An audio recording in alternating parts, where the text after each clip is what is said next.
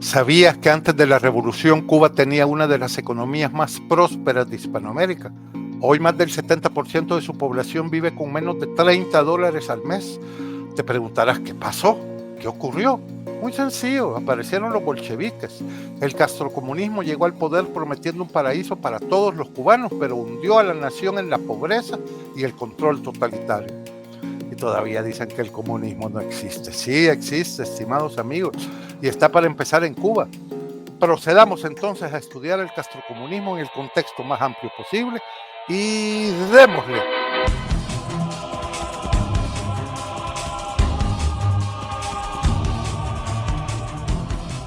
Tras la llegada de Castro al poder, el país comenzó a experimentar un declive económico abrupto y severo.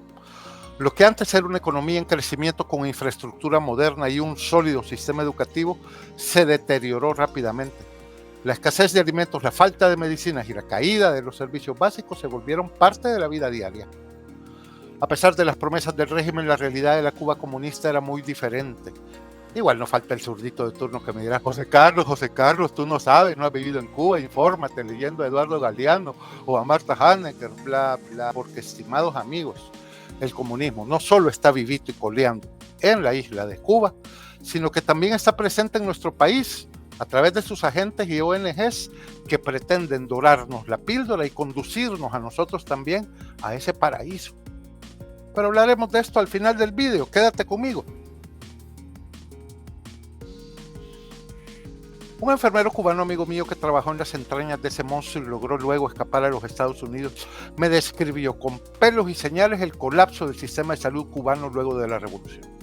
Lo que una vez fue motivo de orgullo nacional en Cuba antes de los Castro, ahora es un sistema en ruinas, equipos anacrónicos o inexistentes, hospitales deteriorados, sin posibilidades de obtener medicamentos básicos, médicos emigrando en busca de mejores oportunidades y una población que apenas sobrevive en un estado de salud precario, típico de los comunistas, dañar todo lo que toca.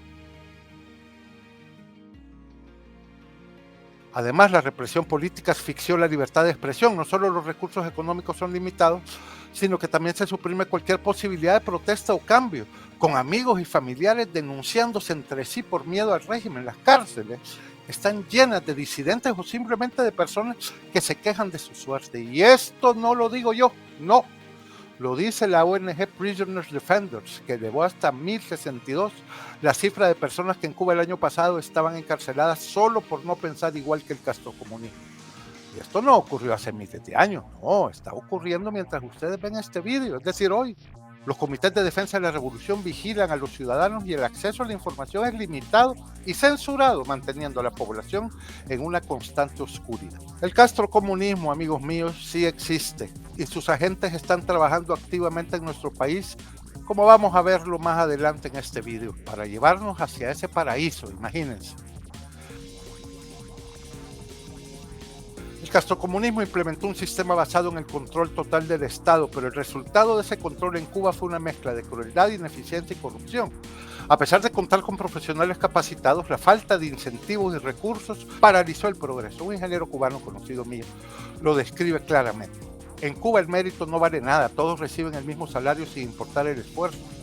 Y esto ha generado una sociedad sin motivación, sin competencia y con un espíritu apagado y una productividad casi cero abajo del nivel de subsistencia. Por eso las historias de interminables filas para conseguir alimentos y medicinas son tan comunes. Mientras tanto, el régimen intenta vender una imagen de potencia médica, exportando profesionales médicos a todo el mundo mientras deja desatendida a su propia población. ¿Les suena? Es irónico, ¿no creen? Los que más claman por libertad y tolerancia son los mismos que defienden regímenes opresivos e intolerantes. Regímenes que han tenido un costo, porque ¿cuántas vidas y cuánta plata ha tenido que pagar Cuba por este engaño? Ya lo veremos al final. Quédate conmigo.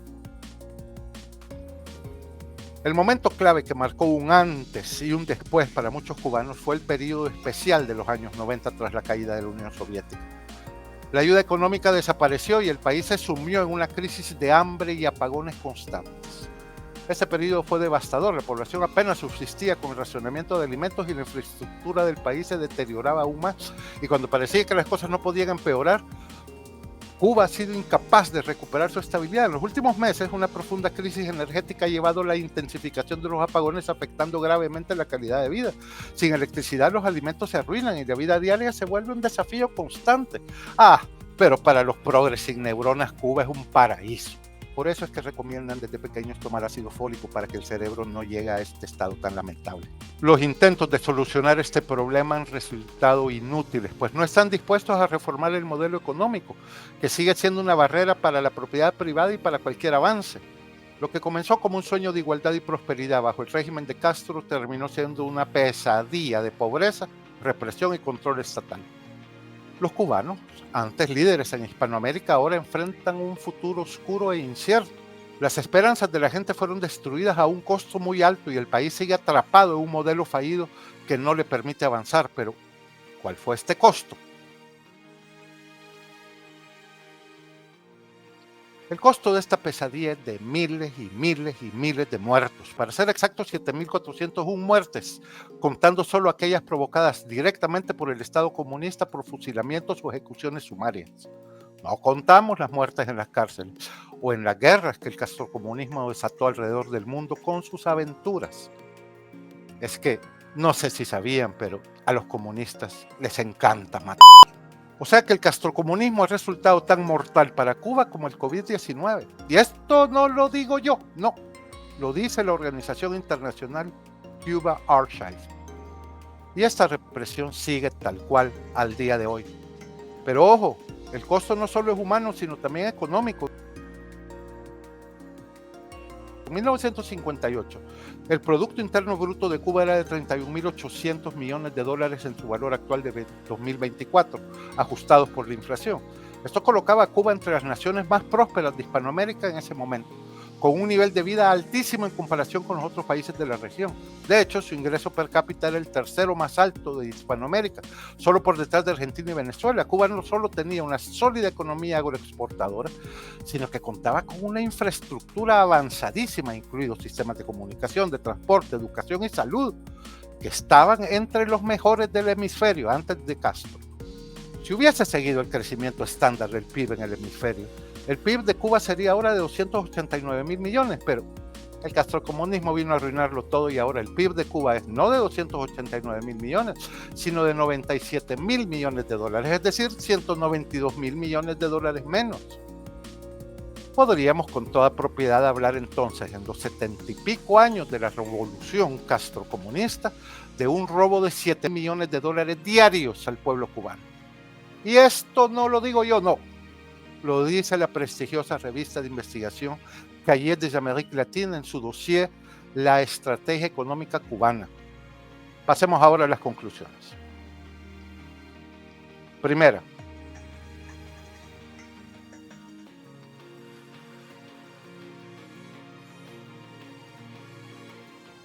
cuando oigan a un comunista o comunistoide, que no es lo mismo, decir que los motiva a trabajar por los pobres, desenfunden de inmediato sus armas, las armas de la inteligencia, claro está, porque lejos de mejorar a los pobres, lo que quieren es robarle a usted, punto.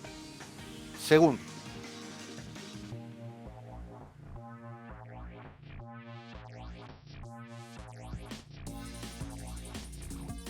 cuando un comunista o comunistoide, que insisto, no es lo mismo, les diga que las insurrecciones comunistas o las revoluciones comunistas son causadas por la pobreza y los deseos de los pobres de quitarse el yugo de la explotación de los ricos, ríanse de ellos y mándenlos al carajo. Así como los cubanos estaban pasando por su mejor momento en las vísperas de la revolución, El Salvador, apodado en ese entonces el Japón de Centroamérica, estábamos en nuestro mejor momento cuando los comunistas lanzaron en 1972 su agresión armada a nuestro país, truncando nuestro camino a volvernos una potencia económica regional. Pero paciencia, ya vamos a hablar de esto. La tercera conclusión es: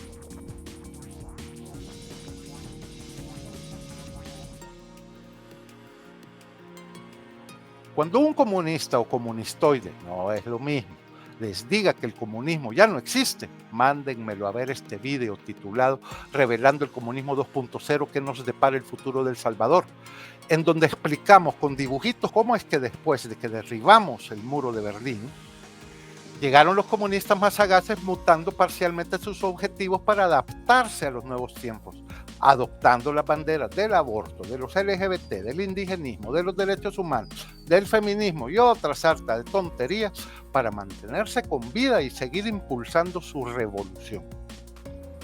Para eso en nuestro país tienen trabajando directa o indirectamente a un aquelarre de ONGs perniciosas. Este es el momento de consultar con la sabiduría del Scriptorium monástico de Montecassino. Aquelarre. Del vasco aquelarre. Junto a reunión nocturna de brujas, con la supuesta intervención del demonio ordinariamente en figura de macho cabrío, para sus prácticas mágicas o supersticiosas. Úsase también en sentido metafórico. Hasta aquí, el momento de sabiduría monástica del Scriptorium de Montecassino. Para eso en nuestro país tienen trabajando directa o indirectamente a un aquelarre de ONGs perniciosas como Cristosal, FESPAD, Colectiva Feminista, Las Dignas, Movir, etcétera, que trabajan a la luz del día con el objetivo de socavar nuestras instituciones y de ir entuturutándonos suavecito, suavecito para que vayamos al castrocomunismo. Aquí no están en el poder, gracias a Dios, pero quieren que regresemos para hacer lo mismo que hacen en Guatemala con el comunista Arévalo, en Colombia con el comunista Petro, en Chile con el comunista Boric y en México con la comunista Sheinbaum. Y todavía tienen el descaro de decir: José Carlos, ¿no ves que el comunismo ya no existe? Que el comunismo desapareció con la Guerra Fría. José Carlos, vives en el pasado, evoluciona. Pero tú, y esto es lo importante, ¿qué opinas sobre la situación de Cuba? Deja tus comentarios y comparte este video con quienes quieran conocer la realidad del comunismo en la isla. Y no pierdas tu tiempo. No dejes de ver nuestro próximo video en donde profundizamos cómo, no contento con arrojar y destruir a los cubanos, el castrocomunismo se lanzó a la aventura de exportar su revolución comunista al resto del mundo.